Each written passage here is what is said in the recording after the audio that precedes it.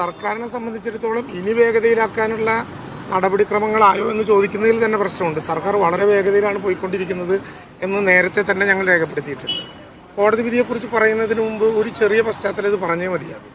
നമ്മൾ നിർമ്മാണ പ്രവർത്തനങ്ങൾ, പുനർനിർമ്മാണ പ്രവർത്തനങ്ങൾ വൈകി എന്ന വിധത്തിലുള്ള വാർത്തകൾ തെറ്റായ വിധത്തിൽ പല കേന്ദ്രങ്ങളിൽ നിന്ന് പ്രചരിപ്പിക്കാനോ അല്ലെങ്കിൽ ആ തരത്തിൽ തെറ്റിദ്ധരിക്കാനോ ഇടവന്ന ധാരാളമായിട്ടുള്ള അനുഭവങ്ങളുണ്ട്. ഒരു സമയം പോലും തെറ്റിയിട്ടില്ല എന്നുള്ളതാണ് കോടതി വിധി ആവർത്തിച്ച് പ്രഖ്യാപിക്കുന്നത്. ഇന്നത്തെ കോടതി വിധി മനുഷ്യൻ്റെ ഹൃദയമറിയുന്നതും ദുരന്ത നിവാരണ പ്രക്രിയയിൽ സർക്കാരിൻ്റെ വികാരം കോടതി പൂർണ്ണമായി തിരിച്ചറിഞ്ഞു എന്നുള്ളതിൻ്റെയും പ്രധാനപ്പെട്ട തെളിവാണ്. ജൂലൈ 30 ഈ ദുരന്തമുണ്ടായി 2 മാസക്കാലം, ഓഗസ്റ്റ് സെപ്റ്റംബർ 2 മാസക്കാലം ദുരന്ത നിവാരണ പ്രവർത്തനങ്ങൾക്ക് നേതൃത്വം നൽകുന്നതോടൊപ്പം തന്നെ സമാന്തരമായി ഭൂമി കണ്ടെത്താനുള്ള ശ്രമങ്ങൾക്കും സർക്കാർ നേതൃത്വം നൽകിയിരുന്നു.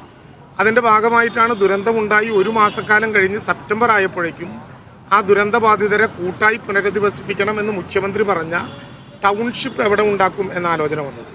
ടൗൺഷിപ്പ് സാധാരണ നിലയിൽ വയനാട്ടിൽ ജന്മം കൊണ്ട ഭൂമി ഇത്ര ഒരുമിച്ച് ആളുകളെ താമസിപ്പിക്കാനില്ല. ടൗൺഷിപ്പ് എന്ന ആശയത്തിലേക്ക് തന്നെ ഞങ്ങൾ പോകാൻ കാരണം ആദ്യഘട്ടത്തിൽ തന്നെ അവിടുത്തെ പാവപ്പെട്ട ജനങ്ങൾ അവിടെ സന്ദർശിച്ച മുഖ്യമന്ത്രിയോട് ഉൾപ്പെടെ പറഞ്ഞ കാര്യം, ദൈവം ഞങ്ങളെ ഈ ദുരന്തത്തിലൂടെ പലതായി പിരിച്ചു, ബാക്കിയുള്ളവരെ കൂടി പിരിക്കാൻ ഇടവരുത്താത്ത വിധം പുനർനിർമ്മാണ പ്രവർത്തനം വേണം. ആ ആഗ്രഹം കൂടി മനസ്സിലാക്കിക്കൊണ്ടാണ് കേരളത്തിൻ്റെ മുഖ്യമന്ത്രി ഒരു ടൗൺഷിപ്പ് ആയിരിക്കും നമ്മൾ പണിയാൻ പോകുന്നത് എന്ന് പ്രഖ്യാപിച്ചത്. അപ്പോൾ ടൗൺഷിപ്പിന് ആവശ്യമായിട്ടുള്ള വിശാലമായ സ്ഥലം വേണം. അതിന് വയനാടിലെ ഭൂപ്രകൃതി വെച്ചുകൊണ്ടും ഭൂസ്ഥിതി വെച്ചുകൊണ്ടും എസ്റ്റേറ്റുകൾ മാത്രമേ സാധ്യമാകൂ. 25 എസ്റ്റേറ്റുകൾ ആദ്യഘട്ടത്തിൽ ആ വിധത്തിൽ ആഗസ്റ്റ് കഴിഞ്ഞ് സെപ്റ്റംബർ മാസത്തിൽ തന്നെ കണ്ടെത്തി. ആ 25 സ്ഥലങ്ങളിൽ പക്ഷേ പിന്നെ ഒരു പ്രശ്നം ഉണ്ടായിരുന്നത്, പുത്തുമലയിൽ നിന്ന് ചൂരൽമലയിലേക്ക് വന്നവരാണ് അധികവും. ചൂരൽമലയിലേക്ക് നിന്ന് ഇനിയും ഒരു ദുരന്തമുണ്ടായി മാറുമ്പോൾ ചെല്ലുന്ന ഇടത്ത് വീണ്ടും ദുരന്തം ഉണ്ടാകരുത്. അതുകൊണ്ട് ജോൺ മത്തായിയുടെ നേതൃത്വത്തിലുള്ള ഭൗമ്യശാസ്ത്ര സംഘം വിശദമായി 25 എസ്റ്റേറ്റുകളും പരിശോധിച്ചു.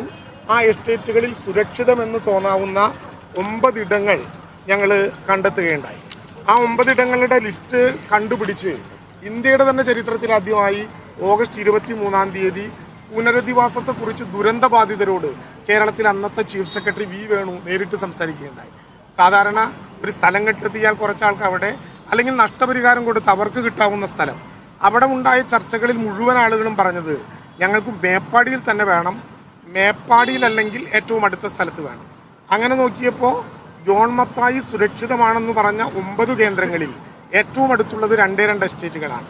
ഒന്ന് മേപ്പാടി പഞ്ചായത്തിൽ തന്നെയുള്ള കോട്ടപ്പടി വില്ലേജിലെ നെടുമ്പാല എസ്റ്റേറ്റ്, തൊട്ടപ്പുറത്ത് കൽപ്പറ്റ നഗരത്തിനോട് ചേർന്ന് കൽപ്പറ്റ വില്ലേജിലെ എൽസ്റ്റോൺ എസ്റ്റേറ്റ്. നിങ്ങൾ നോക്കേണ്ട സമയം, ജൂലൈ 30 ഈ ദുരന്തം ഉണ്ടായി ഒക്ടോബർ 4 2 മാസം പൂർത്തീകരിക്കുന്നതിന് മുമ്പ് ഒക്ടോബർ 4 നെടുമ്പാലയിലും എൽസ്റ്റോണിലുമുള്ള 2 ഭൂമികൾ ദുരന്ത നിവാരണ നിയമപ്രകാരം ഏറ്റെടുക്കാൻ ഗവൺമെൻറ് തീരുമാനിച്ചു. ആ ജിയോ ആണ് ഇന്ന് കോടതി അംഗീകരിച്ചത്. ഒക്ടോബർ 4 4/10/2024 11/2024 DMD എന്ന നമ്പർ പ്രകാരം ഗവൺമെൻറ് ഇറക്കിയ ഉത്തരവ് അന്നു സാധ്യമായെങ്കിൽ അന്നു തന്നെ നടപടിക്രമങ്ങൾ ആരംഭിച്ച് ഇപ്പോൾ വീടിൻ്റെ നിർമ്മാണം ആരംഭിക്കുമായിരുന്നു. പക്ഷേ ഇത് DMD പ്രകാരം ഏറ്റെടുക്കുമ്പോൾ, ദുരന്ത നിവാരണ നിയമപ്രകാരം ഏറ്റെടുക്കുമ്പോൾ ഒരു പക്ഷേ അതുമായി ബന്ധപ്പെട്ട എസ്റ്റേറ്റുകൾക്കുണ്ടായ സംശയ ദൂരീകരണത്തിന് കൂടി വേണ്ടിയാകണം അവർ കോടതിയിൽ കേസ് കൊടുത്തു. ഒക്ടോബർ 4 എടുത്ത ഉത്തരവ് റദ്ദാക്കണം എന്നാവശ്യപ്പെട്ടുകൊണ്ടായിരുന്നു കേസ്. കോടതി പ്രധാനമായും ചോദിച്ചൊരു കാര്യം, DMD പ്രകാരം അഥവാ ഡിസാസ്റ്റർ മാനേജ്മെൻറ്റ് ആക്ട് പ്രകാരം നിങ്ങൾ ഭൂമി ഏറ്റെടുക്കുമ്പോൾ വില കൊടുക്കാതെ ബലം പ്രയോഗിച്ച് ഏറ്റെടുക്കാനുള്ള ശ്രമമാണോ? ഞങ്ങൾ പറഞ്ഞു ഒരു കാരണവശാലുമല്ല. LARR 2013 എന്ന ഇന്ത്യയിൽ ഭൂമി ഏറ്റെടുക്കുമ്പോൾ നഷ്ടപരിഹാരം കാണേണ്ട തുക വെച്ചു തന്നെ ഞങ്ങളത് കാണും. പക്ഷേ എസ്റ്റേറ്റുകളുമായി ബന്ധപ്പെട്ട ചില സിവിൽ കേസുകൾ നിലനിൽക്കുന്നുണ്ട്. അതിൻ്റെ വിധിക്ക് അനുസൃതമായിരിക്കണം പണം അവസാനമായി കൈകാര്യം ചെയ്യാനുള്ള സ്ഥിതി. ഇത്രയേ നമ്മൾ പറഞ്ഞിട്ടുള്ളൂ. എന്തുകൊണ്ടാണ് പിന്നെ ഡിസാസ്റ്റർ മാനേജ്മെൻറ്റ് ആക്ട് പ്രകാരം ഏറ്റെടുക്കാൻ കാരണം? LARR 2013 അനുസരിച്ച് ഭൂമി ഏറ്റെടുക്കാൻ ശ്രമിച്ചാൽ ആ തുക തന്നെയാണ് കൊടുക്കുന്നത്. പക്ഷെ ആ നിയമം അനുസരിച്ച് ഭൂമി ഏറ്റെടുക്കാൻ ശ്രമിച്ചാൽ ദീർഘമായൊരു കാലയളവ് വേണം. LARR 2013 4/1 വേണം, SIA സ്റ്റഡി വേണം, പിന്നെ എക്സ്പെർട്ട് കമ്മിറ്റി വേണം, അത് അംഗീകരിക്കണം, 8 to 11 പ്രൊസീജിയറുകൾ വേണം, DVRും DBSും തയ്യാറാക്കണം, 19(1) നോട്ടിഫിക്കേഷൻ വേണം. എന്നിട്ട് മാത്രമേ അവാർഡ് എൻക്വയറി നടത്താൻ പറ്റൂ. അപ്പോൾ LARR 2013 26, 27, 28 പ്രകാരം തുക നിശ്ചയിക്കുകയും എന്നാൽ LARR 2013 അഡ്വാൻസ് പൊസഷന് വകുപ്പില്ലാത്തത് കൊണ്ട് ഡിസാസ്റ്റർ മാനേജ്മെൻറ്റ് ആക്ട് അനുസരിച്ച് അഡ്വാൻസ് പൊസഷൻ ഏറ്റെടുക്കാനേ ഞങ്ങൾ ഉദ്ദേശിച്ചിട്ടുള്ളൂ. ആ കാര്യമാണ് ഇന്ന് കോടതി അംഗീകരിച്ചത്. ഗവൺമെൻറ് ഒക്ടോബർ 4 പുറത്തിറക്കിയിട്ടുള്ള ഗവൺമെൻറ്റിൻ്റെ ഉത്തരവ് സ്ഥിരീകരിച്ചുകൊണ്ട് അതിനെതിരായിട്ടുള്ള പരാതി തള്ളിക്കൊണ്ട് ഇന്ന് കോടതി ഉത്തരവായിരിക്കുന്നു. സ്വാഭാവികമായിട്ടും LARR 2013 അനുസരിച്ച് പണം കാണണം എന്ന് കോടതി പറഞ്ഞിട്ടുണ്ട്. അതുതന്നെയാണ് ഉദ്ദേശിക്കുന്നത് സർക്കാർ. അഡ്വാൻസ് പൊസഷൻ എടുക്കാനും അവിടെ പ്രവേശിക്കാനും ആവശ്യമായ നടപടികൾ നടത്താനും കോടതി ഗവൺമെൻറ്റിനെ അംഗീകരിച്ചിട്ടുണ്ട്. അതോടൊപ്പം തന്നെ പൊസഷൻ പൂർണ്ണമായി ഏറ്റെടുക്കുന്നതിന് മുമ്പ് നഷ്ടപരിഹാര തുക കാൽക്കുലേറ്റ് ചെയ്ത് കണക്കാക്കി കൊടുക്കണം എന്ന് പറഞ്ഞിട്ടുണ്ട്.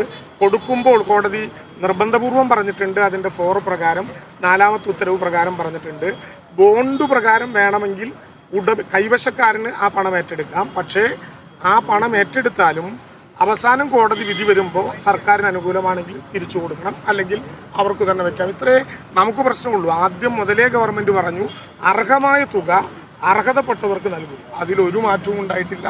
ഇന്നത്തെ കോടതി വിധി ഞാൻ നേരത്തെ പറഞ്ഞതുപോലെ ദുരന്ത നിവാരണ പ്രക്രിയയുമായി ബന്ധപ്പെട്ട ചൂരൽമലയിലെ ജനങ്ങളുടെ മനസ്സറിയുന്നൊരു കോടതി വിധിയാണ്. സർക്കാർ ഇക്കാര്യത്തിലെടുത്ത നിലപാടുകൾ ശരിയാണെന്ന് ബോധ്യപ്പെടുത്തുന്ന കോടതി വിധിയാണ്. സർക്കാർ എടുത്ത നിലപാടുകൾ, അതായത് ഒക്ടോബർ 4 തന്നെ പൊസഷൻ എടുക്കാനുള്ള നടപടികളിൽ ഒട്ടും നേരം വൈകിയിട്ടില്ല എന്ന് കോടതി നടപടികൾ ബോധ്യപ്പെടുത്തുന്നുണ്ട്. കോടതിയിൽ ഉറച്ച വിശ്വാസം ഉണ്ടായിരുന്നു ഗവൺമെൻറ്റിന്. അതുകൊണ്ട് തന്നെ കോടതി വിധി വരാൻ കാത്തുനിന്നില്ല. കോടതി വിധി വന്നാൽ ഈ 2 എസ്റ്റേറ്റുകളിലും നടപ്പിലാക്കേണ്ട നിർമ്മാണ പ്രവർത്തനങ്ങളുടെ രൂപരേഖ ഉൾപ്പെടെയുള്ള കാര്യങ്ങൾ ഇതിനകം സർക്കാർ തയ്യാറാക്കി കഴിഞ്ഞു. അതിൻ്റെ പ്രാഥമികമായ അവതരണം നിങ്ങളെല്ലാവരും പറഞ്ഞതുപോലെ കഴിഞ്ഞ സ്പെഷ്യൽ ക്യാബിനറ്റിൽ ചീഫ് സെക്രട്ടറി തന്നെ അവതരിപ്പിക്കുകയുണ്ടായി. ഇന്നലെ നടക്കേണ്ട ക്യാബിനറ്റ് ബഹുമാനപ്പെട്ട MTയുടെ നിര്യാണത്തെ തുടർന്ന് ഔപചാരികമായി ഗവൺമെൻറ് മാറ്റിവെച്ചുവെങ്കിലും തുടർന്നുള്ള ക്യാബിനറ്റ് അതുമായി ബന്ധപ്പെട്ട ബാക്കി കാര്യങ്ങൾ പൂർണ്ണമായും തീരുമാനിക്കും. സ്പോൺസർമാരുമായി പുതുവത്സരത്തിൻ്റെ ആദ്യ ദിനത്തിൽ തന്നെ ബഹുമാനപ്പെട്ട മുഖ്യമന്ത്രി നേരിട്ട് സംസാരിക്കും. അവരോട് ഇതുമായി ബന്ധപ്പെട്ട് ക്യാബിനറ്റ് എടുക്കുന്ന തീരുമാനങ്ങൾ വിശദീകരിക്കും. ഈ പ്രക്രിയയിൽ പൂർണ്ണമായി അവരുടെ പങ്കാളിത്തം ഉണ്ടാകണം എന്നുറപ്പുവരുത്തും. ഒരു പ്രതിസന്ധിയുമില്ലാതെ അത് പോകാൻ വേണ്ടി കഴിയും. കോടതി വിധിയുടെ കൂട്ടത്തിൽ ഒരു കാര്യം കൂടി പറഞ്ഞോട്ടെ. ചില ആളുകൾ ഇതിനെ ഈ ലിസ്റ്റ് ഉണ്ടാക്കുന്നതിനെ തെറ്റിദ്ധരിച്ചിട്ടുണ്ട്. ലിസ്റ്റ് 15 പ്രവൃത്തി ദിനങ്ങളിൽ ആളുകളുടെ പരാതി പൂർണ്ണമായും കേൾക്കാൻ അവസരം കൊടുക്കുന്ന ലിസ്റ്റാണ്. സർക്കാർ ആ ലിസ്റ്റിൽ ഇടപെട്ടിട്ടില്ല. അത് DDMA ആണ് തയ്യാറാക്കിയിട്ടുള്ളത്. ജില്ലാ കളക്ടർ ചെയർമാനും ജില്ലാ പഞ്ചായത്ത് പ്രസിഡന്റ് വൈസ് ചെയർമാനുമായിട്ടുള്ള കമ്മിറ്റിയാണ് അത് തയ്യാറാക്കിയിട്ടുള്ളത്. അതിലെ ഡബിളിംഗ് ഉൾപ്പെടെയുള്ള എല്ലാ പ്രശ്നങ്ങളും അതിൽ ഉൾപ്പെടാതെ പോകുന്നവരുടെ അവകാശവാദങ്ങളും പൂർണ്ണമായി കേട്ടുകൊണ്ടായിരിക്കും തെളിമയാർന്നൊരു ലിസ്റ്റ് വരാൻ പോകുന്നത്. സെക്കൻഡ് ഫേസ് എന്ന് പറഞ്ഞാൽ ഇനി രണ്ടാമതെടുക്കാവുന്ന ലിസ്റ്റല്ല.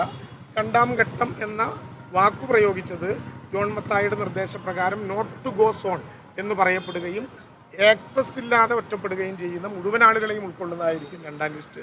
2 പേർക്കും ആവശ്യമായിട്ടുള്ള 2 ലിസ്റ്റുകാർക്കും ആവശ്യമായിട്ടുള്ള പുനർനിർമ്മാണ പ്രവർത്തനങ്ങൾ കൊടുക്കും. കോടതിയുടെ വിധി സർക്കാരിൻ്റെ പ്രവർത്തനങ്ങൾക്ക് കൂടുതൽ ഊർജം നൽകി. എങ്കിലും ഇതേതെങ്കിലും തരത്തിൽ ശത്രുതാപരമായ ഒരു ആക്രമണം നടത്തി ഭൂമി ഏറ്റെടുക്കുക എന്ന നിലപാടിലേക്ക് പോകാനുള്ള ഒരു സംവിധാനമല്ല. എല്ലാവരും കൂടിയാണ് ഈ നിർമ്മാണ പ്രവർത്തനങ്ങൾ. ബന്ധപ്പെട്ട കമ്പനികളിൽ ജോലി എടുത്തിരുന്നവരും താമസിച്ചവരും ഒക്കെ ഈ പുനർനിർമ്മാണ പ്രവർത്തനങ്ങളിൽ പങ്കാളിയാണ്. അതുകൊണ്ടാണ് ഞങ്ങൾ ലയങ്ങൾ തകർന്നവരെയും ഈ ലിസ്റ്റിൽ ഉൾപ്പെടുത്തും എന്ന് കൃത്യതയോടെ പറഞ്ഞത്. കൂടുതൽ ബന്ധപ്പെട്ട കോടതി വിധി പൂർണ്ണമായി പരിശോധിച്ചതിന് ശേഷം ബന്ധപ്പെട്ട എസ്റ്റേറ്റിൻ്റെ കൈവശക്കാരുമായി നിലവിലുള്ള കൈവശക്കാരുമായി ചർച്ച ചെയ്ത് കൂടുതൽ വേഗത്തിൽ നടപടിക്രമങ്ങളുമായി മുന്നോട്ട് പോകും. ഇപ്പോൾ നടന്നുകൊണ്ടിരിക്കുന്ന സർവേക്ക് ഒരു തടസ്സവുമില്ല എന്ന് കോടതി രേഖപ്പെടുത്തിയതും ആഹ്ലാദകരമായ കാര്യമാണ്. അപ്പോൾ നമുക്ക് എല്ലാവർക്കും ഒരുമിച്ച് പുനർനിർമ്മാണ പ്രവർത്തനങ്ങൾ പുതുവത്സരത്തിൽ ഏറ്റവും ഗംഭീരമായി ആരംഭിക്കാനുള്ള ഒരു സൗകര്യം ലഭ്യമായി. ഈ അക്വിസിഷന് മറ്റു നടപടികൾ ഇനി എന്നാൽ കോടതിയിൽ പണം കെട്ടിവെക്കുകയല്ല നമ്മൾ ചെയ്യേണ്ടത്. അല്ല, കോടതിയുടെ വിധി അത് പൂർണ്ണമായി വായിച്ചു മനസ്സിലാക്കിയാലേ നമ്മുടെ ഒരു പ്രാരംഭമായ പ്രതികരണമേ ആകുള്ളൂ. കോടതിയുടെ വിധിയുടെ കോപ്പി ലഭ്യമായതിനു ശേഷം അക്കാര്യങ്ങൾ നമുക്ക് നിശ്ചയിക്കാം. എന്തായാലും അവിടെ നഷ്ടപരിഹാരം കൊടുക്കുന്നതിന് വേണ്ടിയിട്ടുള്ള തുക നിശ്ചയിക്കാനുള്ള നടപടിക്രമങ്ങൾ ഇപ്പോഴേ ആരംഭിച്ചിട്ടുണ്ട്. അതുകൊണ്ട് ആ കാര്യങ്ങൾ വേഗതയിലാക്കാൻ വേണ്ടി കഴിയും. പുതുവത്സരത്തിൽ തന്നെ നമുക്ക് അഭിമാനപൂർവ്വം പുനർനിർമ്മാണവുമായി മുന്നോട്ട് പോകാം. പുതുവത്സരത്തിൻ്റെ ആദ്യ ദിനത്തിൽ തന്നെ മുഖ്യമന്ത്രി ബന്ധപ്പെട്ട സ്പോൺസർമാരുമായി സംസാരിക്കുക കൂടി ചെയ്താൽ അതിവേഗത്തിലാണ്.